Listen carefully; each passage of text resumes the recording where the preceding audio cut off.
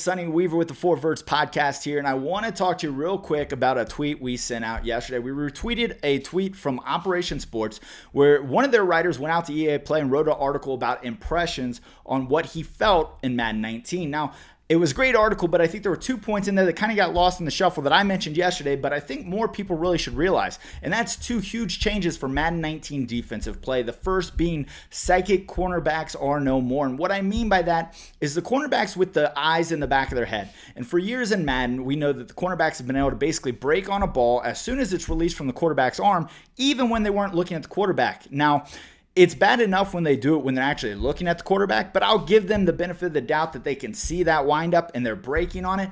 But when their back's turned, that shouldn't happen. So that's a huge change this year because I think it's going to change the way some of these cornerbacks are playing on underneath routes. They're not going to be breaking so quickly because they have to get their body and their head around to make the play.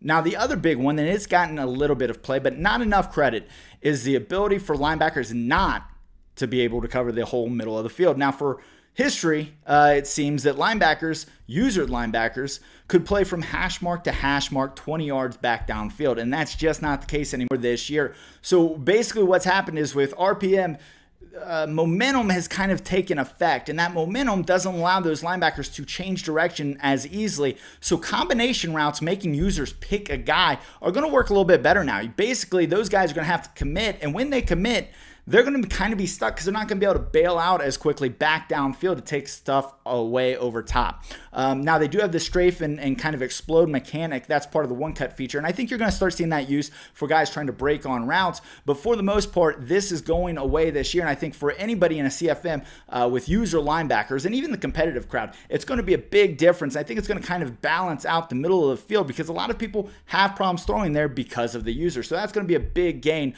going into Madden 19. What do you guys think about these 2 features? Hit me up at T4Verts on Twitter and let's continue this conversation.